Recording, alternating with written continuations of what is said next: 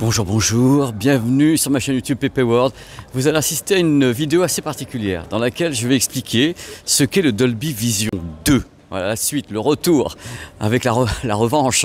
Alors je vais interviewer maintenant Javier de Dolby Europe. Alors Javier va discuter avec moi de ce qu'est justement ce Dolby Vision 2. Mais après l'interview de Javier, moi je vais justement prendre un petit moment pour aller parler avec vous sur mes impressions. Je vais résumer un petit peu ce qu'a dit Javier. Donc c'est chapitré bien sûr, hein, cette vidéo est entièrement chapitrée.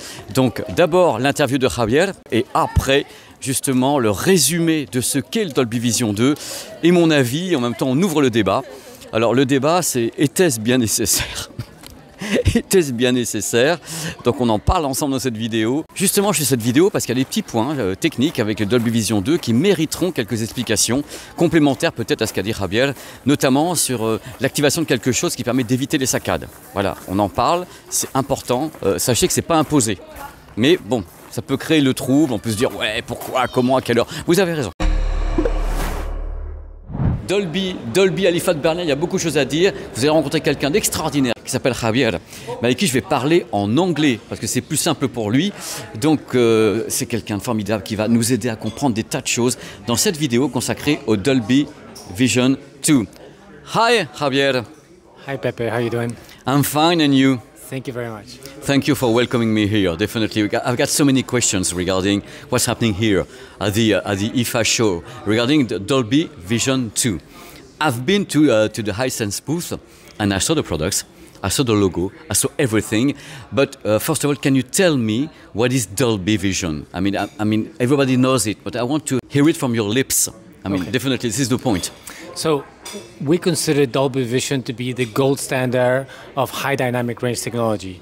That means brighter image, the right color saturation, and the wide color gamut.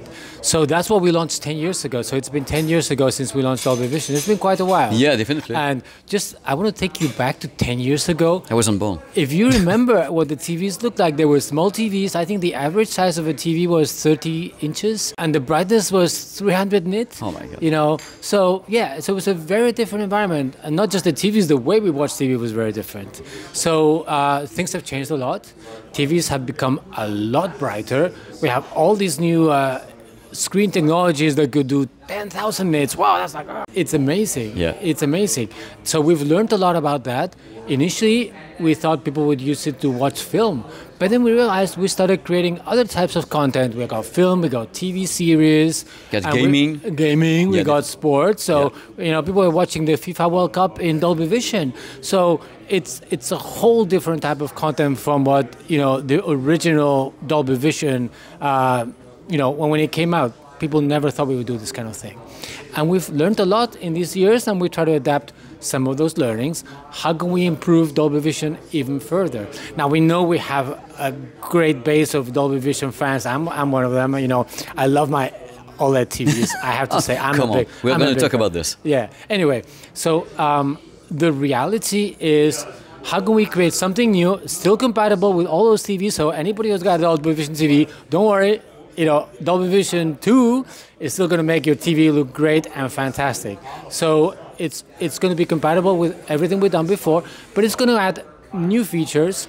We have something we call metadata, and this metadata helps the TV do more interesting things when it has extra capabilities. So, for example, if you have a super bright TV, the director of the film, the cinematography director, can tell the TV what to do with these very bright images. You know, you may want a super bright spark, but keep everything else dark. So with this extra metadata that helps you do that. We also add metadata that helps you choose what is the right white color. Now, it's very important because films, the white color is, you know, you could call it slightly yellowy, but that's what it looks great on film. It's horrible in yellow. I mean, but that's what looks great on film. But if you're watching your favorite football game, you want those bright colors, you want that white, you know, that shines you. If I'm watching Roland Garros, I want to watch it, you know, like with the bright sun shining on the player. So we add some information so the TV knows exactly how to display this type of content. Now, we also noticed there are, like, especially, you know, specific companies that make TV content like some very dark scenes. You know, we received complaints. I can't see anything. Yeah. You know, so what ends up happening? They just turn the light on and then it looks awful. Yeah, because and the next scene is going to be very bright. It's on the snow and you're like, oh, you know. So what do? So we added some specific information to help the TVs manage these dark scenes. Now, it's not something the user needs to worry about because the TVs, especially the TVs in the higher end range, have light sensors. So using better information from these light sensors, we can let the TV automatically decide how to display some of these scenes, and it's automatic for the user. They don't have to worry about it. It just works. Now, of course, because some people do have special preferences, we've added a very simple up and down control. Do you want more or less saturation in your colors? Now, always with some respect to what the artist created in the studio. So no crazy stuff happening. Because you work with the whole industry in Hollywood. But if you're a sports producer, you may want to give some, more freedom to the user to see those bright colors. But we don't want to leave anybody behind. So everything is compatible with the old TVs, with Dolby Vision 1. But we realized some of the new TVs may want to adopt Dolby Vision 2. So what do we do with these mainstream TVs, the ones that cost $300, that maybe have, more modest screens, not great brightness and, more limited functionality. So we've added some metadata to help these TVs display a better image. Honestly, I mean, what is the only bad news here? It's, it's going to take a while. It's not something that's available in the store today. So it's going to take a while before all these technologies come to market. Now, of course, it's always easier to start with the new high-end TVs. So a lot of these features are first going to come to the high-end TVs. And we're going to see them there. Now, when you look at some of the big TVs that you have in the high-end, there's a very particular functionality that people are asking for. Let's say you have one of these gigantic 120-inch TVs. Now, some of these films look very jittery because it's such high precision, it's high brightness and contrast that when you see like these panning scenes, it goes ta ta ta ta ta ta ta. So what do people do? They turn on motion control, and then you have the actors from Hollywood telling you, "Don't turn it on. I don't like it." Yeah, it's soap. It's getting a Brazilian soap. This is what we call it. So we've added some controls for the creator to allow the users on certain scenes to use some of these higher frame rate adaptations, but always under creative control. So if the filmmaker, don't touch my film, I like it as it is, 24 frames per second, don't touch it, then we don't touch it. If the creator is happy to use some of these more advanced features, then he can put that in the metadata so the TV automatically adapts to that. Javier, I want to know one thing. If you can resume things, I mean, what are the main differences between what we call the Dolby Vision in the original way and the new Dolby Vision 2? If you can describe us, I mean, what are the real differences between both? Okay, so we have, first of all, the new imaging engine that using the sexual metadata allows you to display a, image closer to what you see in the studio. Second, we've extended the capabilities of how to manage very bright screens. I mean, very bright, 10,000, something like that? Yeah, 10,000. 10,000. Yeah. So all these new technologies that are super bright, so we've adapted so we have metadata to tell those super bright TVs how to display those images. Definitely, yeah. This is how it works. Then we add the way to control the white point of the image, whether you're watching film or sports. It automatically adapts the colors to that type of content. And then we've got also for the high end this motion control features for very bright screens with very large screen sizes. Now, one of the key things we should not forget is all this, even though it's a new Dolby Vision, you'd say, file that gets sent to your TV, will always be compatible with the old TVs. So all these new features, if your TV does not understand them, your TV will work like it always has. So nothing will change. Yeah.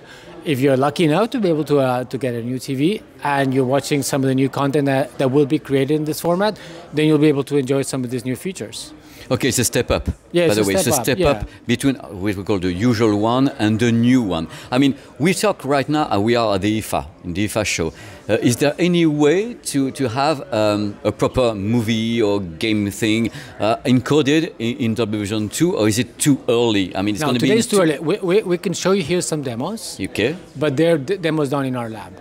So this is not something that tomorrow Canal Plus or somebody can just produce, because we still need to finish the tools for them.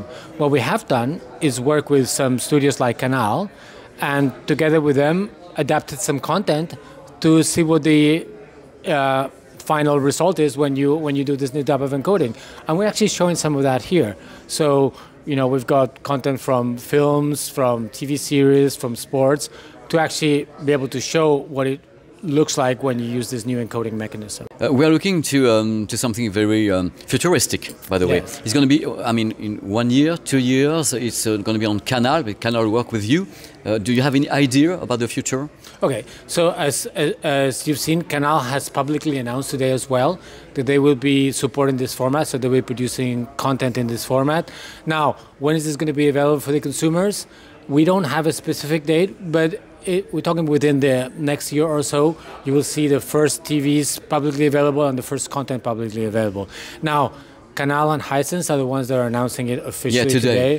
But as you can imagine, we've got other people, you know... but you don't want to talk about it. I mean, it's trade secrets. Yeah, it needs to be their decision to announce those. Yeah, it's not yours. So, Pepe, you have to understand, we created technology, we license it to our partners, but it's their product and it's their announcement. So I cannot speak on behalf of Hisense, of Canal, of any of the other secret partners. You don't want to get any names. I mean, no. You're trying to say... No, but the reality is we support them, but it's their product. Yeah. So they're the ones who have to make the announcement. I mean, I'm very happy to talk about them once they go public, because then we're free to share. But, you know, in the early stages, especially like we are today, we have to be very careful with that. Okay, you seem very confident about the future regarding Dolby Vision 2. Yeah, I'm sure. To be honest, we're actually honest, so please. excited, because we actually think there was this latent demand, like the people were wanting it and didn't know what to ask for. And because the moment we talk about it, it was like, yeah, I love it, tell me more. You know, so that tells me we've actually hit on something that people want. I mean, I'm going to be very rude with you. Was it really necessary for a large audience? You know, people are just looking at the TV. Without our eyes, we are professional. We can see things, I mean, luminance, color grading and everything. Yeah. We can see things. Do you think that the entire world is so sensitive to that? No, maybe people don't know how to voice their needs, or people don't know how to ask for needs. But I tell you,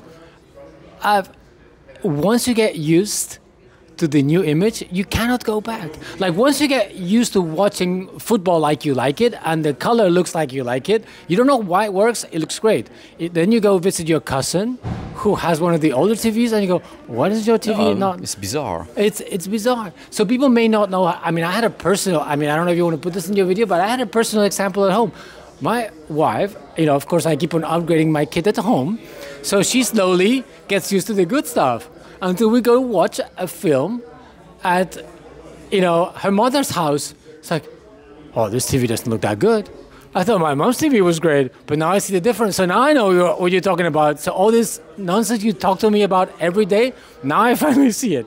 You have to get used to the good stuff. That's the thing. I mean, we're talking about the Samsung case, you know.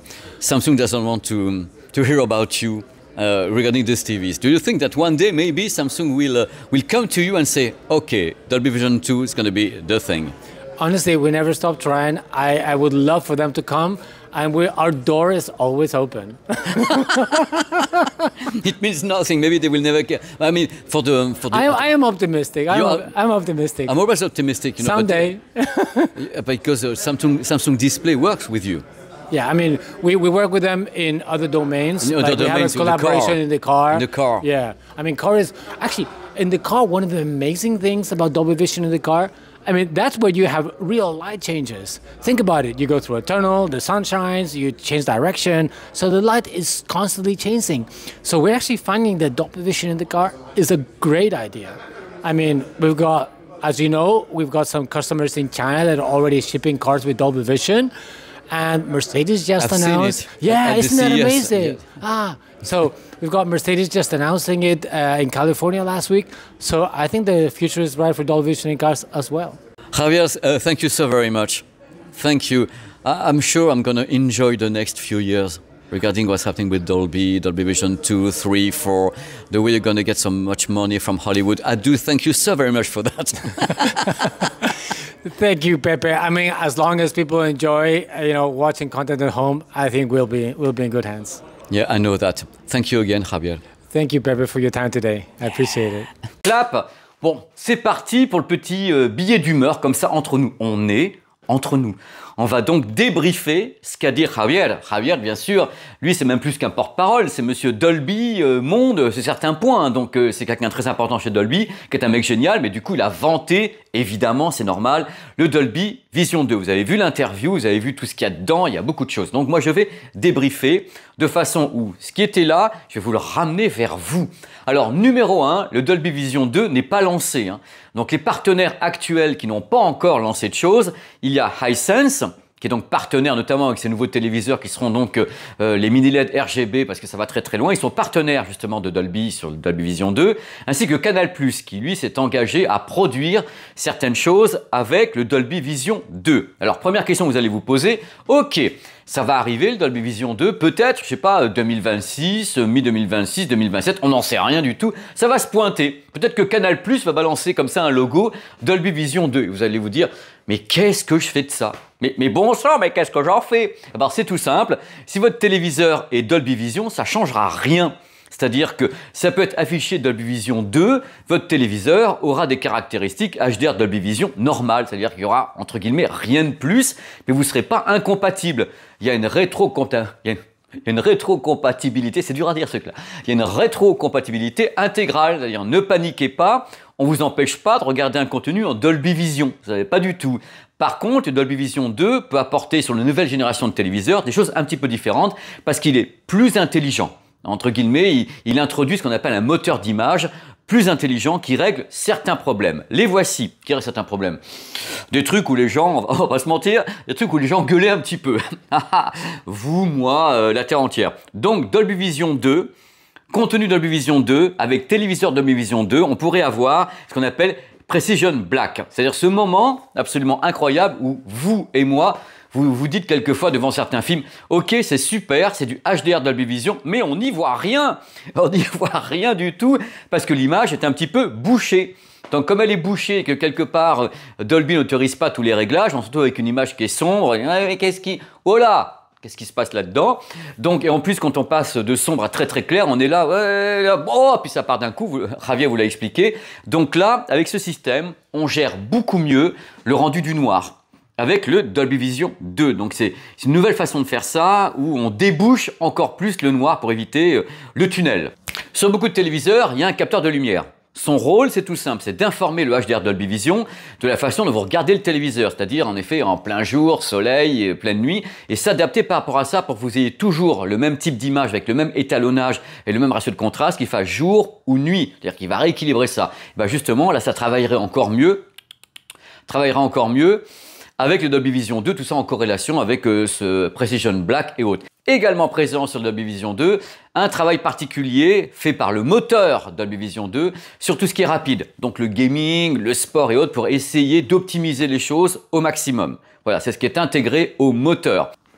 Il y a un truc que Javier ne vous a pas dit tout à l'heure. Il y a 2 vitesses pour le Dolby Vision 2. Dolby Vision 2 réservé aux téléviseurs qui sont début de gamme, et moyenne gamme, vous savez, il y a des téléviseurs qui sont Dolby qui valent 400 €.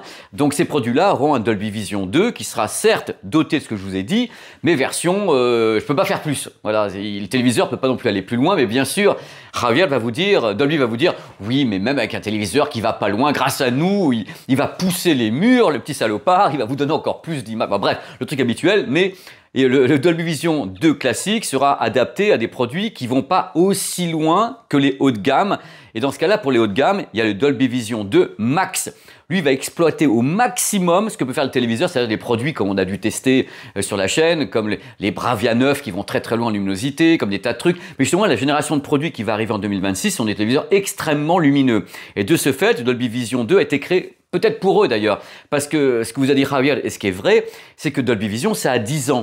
C'est-à-dire qu'en 10 ans, est-ce que vous avez vu la tronche des progrès sur les télés? On ne pouvait plus rester sur les mêmes HDR alors que les télés ont fait des progrès incroyables et vont maintenant à 2000 candela en luminosité, 2400, 3000 candela. C'est plus les mêmes téléviseurs. Donc de ce fait, les téléviseurs très lumineux qui seront donc haut de gamme lancés par les marques avec le Dolby Vision 2 auront le Dolby Vision 2 Max qui s'adaptera justement, qui poussera les murs par rapport à ce qu'on fait en mastering. C'est-à-dire qu'en effet, si à la base le master numérique envoyé au téléviseur ne va pas loin, il ne va pas en rajouter. Mais par contre, le Dolby Vision 2 pourra encourager justement les réalisateurs et le mastering à aller plus loin en luminosité parce qu'ils savent que les téléviseurs peuvent le faire derrière.